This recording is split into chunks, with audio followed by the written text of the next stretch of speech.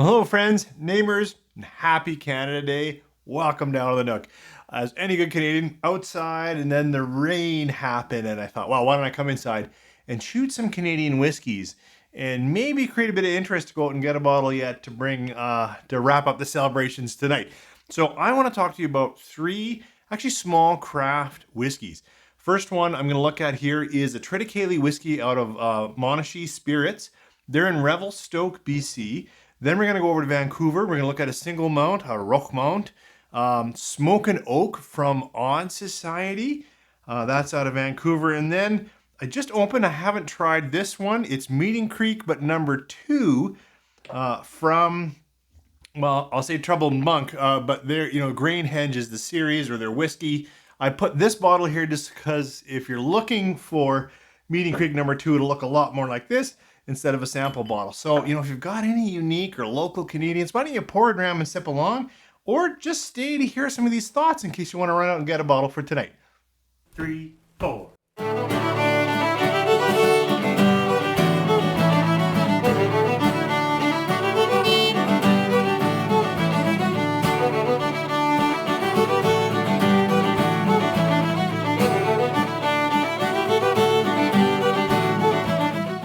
Thanks for coming back. As I said, we're going to go through 3 Canadian whiskeys. I think each will be pretty unique, so stay tuned to see if you like anything you hear. The first one's going to be this Triticale whiskey from Monashee Spirits. They're out of Revelstoke. Haven't been there, but I did get a chance to meet Josh in BC Distilled out on the coast, and it was a lot of fun, and I really would look forward to meeting them. Triticale, if you're not familiar with it, it is a rye-wheat hybrid grain. We grow a fair amount of it here in Alberta, and a number of places are starting to release a Triticale whiskey. This one, I believe, is 3 years old, aged in New Oak, and it's 45%. So we'll just walk through what we taste here on this whiskey. It's interesting that the nose, actually for me, vanilla, caramel, smells a little bit bourbon-esque in terms of that sweetness. It's kind of young on the nose too. There's a little bit of alcohol kicking around. I mean, of course there is 45% alcohol, but it's got a little bit of that ethanol coming off it. Maybe I should let it rest, but we'll give it a taste. Cheers. Oh, the whiskey still stays kind of light and sweet. Not too coating on the palate, but and got a little bit of grain, graham cracker, a little bit of nut husk, that kind of, when I say grain, what is that, graininess? Lots of sweetness, lots of caramel, toffee, even sugars. Light brown sugars, like not cooked, heavy, baked, but just a little bit of that extra from a confectionery sugar. That's why I'm saying brown. Tiny bit of spice. Must be the Triticale's got a little bit of that rye heritage, so there is a little bit of spice in there, a little bit of pepper, but it drinks light. Drinks like a lighter Canadian whiskey. It's got 45%, so it's got more kick than the typical just on the shelf 40%. It's nice. As I said, the fellow's really a lot of fun to be nearby, and I'd love to visit the distillery. This is good, but it's definitely young, and it's really close to, Canadian whiskey style, that kind of light, sugary, little butter, little toffee. And there's still a fair amount of alcohol kicking around in here. So, maybe if it kicks up to 4 or 5 years and gets a little more wood oak interaction, that'll back it up a bit. It's not bad. Okay, the next bottle's really quite different. It's from Odd Society. They're out of Vancouver, and it's Smoke and Oak. So this one takes a bit of explanation. So I believe it's all barley, but to be a craft distiller in BC, you have to get your alcohol from all of the grains grown in BC. So it can't be, that actually means this Monashee was BC grain, not Alberta. But here they wanted to do, I think earlier, a peat series, and now they're going to do this Smoke and Oak series. But no one in BC right now is drying barley malt over peat or drying barley malt over something else. So I believe it's Gord. I met him, really unique fellow, came up with an interesting idea to get some Smoke and Oak flavors in here. And what he's done is he's secured some barley that's been dried over, in this one, over a wood fire from native trees or woods from the Pacific Northwest. So he's got that smoked malt. Can't use it to distill it, or it wouldn't be a craft distiller in BC. So he's put it in that tea bag in his gin still, and he's distilled the BC barley through that, and it captures some of the essence of that. I forgot what the percentage is on this one. I think it's 46. Yeah, it's 46. And he also uses in the fermentation stage a roque malt, like that's the malt that he's using to get the distillate from. Anyways, let's see what this one is like, nose and taste. So right away, we're clearly barley. So it's actually, I feel that barley is a bit softer of a grain than something like triticale here. It's floral is maybe too far, but it's a little more aromatic. There's still some vanillas. And there's a little bit of earthiness going on. Like, I know it says smoke and oak, but right now, the nose is coming off, especially in contrast to this, an earthy, aromatic, malty. And I would have to say, maybe a little bit floral. Let's try it on the palate. Cheers.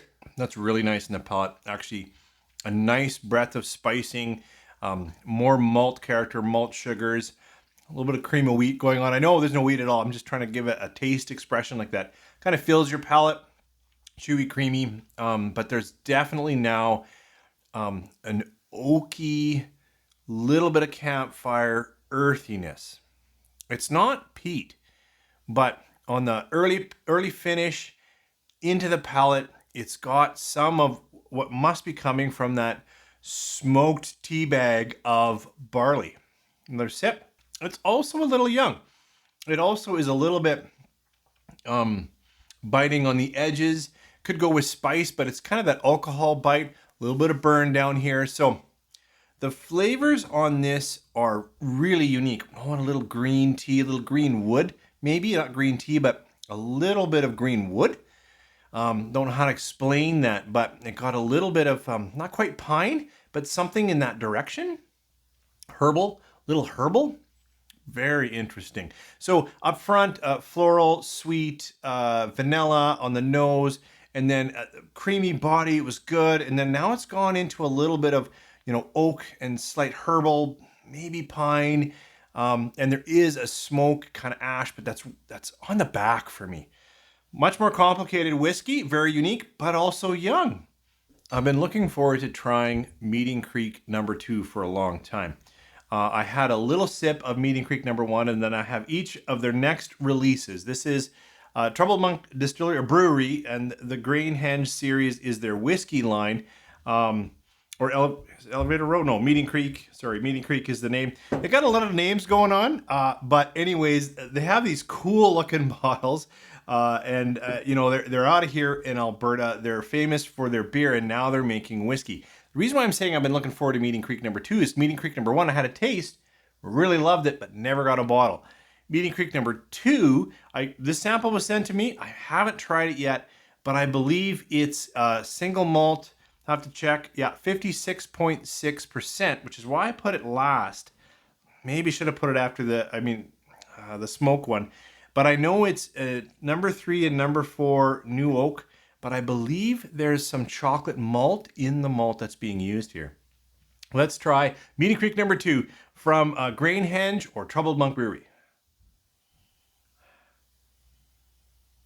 And that nose could be part of suggestion, but just coming through these two whiskeys, there's definitely some sweet chocolates, almost milk chocolate on the nose. I get something a little bit sour over here. I don't know whether that's sour citrus or sour something else. So there's a little bit of sourness playing in with, I noticed the chocolate right away, and now I'm getting a little bit of vanilla. Let's give it a try on the palate. Meeting Creek #2. Cheers. So, we've bumped up from 45, 46 to 56%. So clearly it's has a lot more alcohol punch.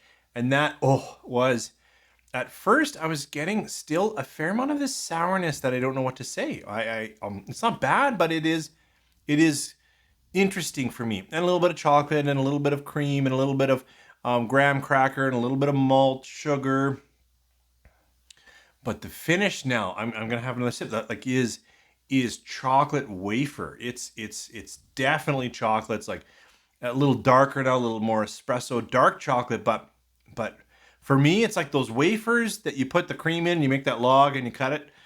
Anyways, it's like that. It's like actually sweet chocolate wafer. I'm gonna try another sip. There's still a pepperiness, a slight nuttiness, and a slight sour that's going away the more I sip it. So maybe I need to get a full bottle of this, open it up, share a little bit, and then let it rest for a few months to get rid of whatever that sourness is playing with. Because everything else is just fantastic, especially that chocolate wafer nuttiness, espresso, maltiness. Like it's got a really unique, really unique. What was that just went through? Cooked walnut with the chocolate wafers in a tart with slight maple sugar because it's got a maple edge to it.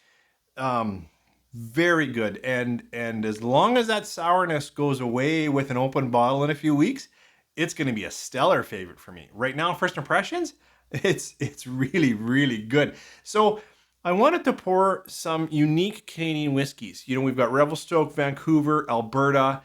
They're all craft.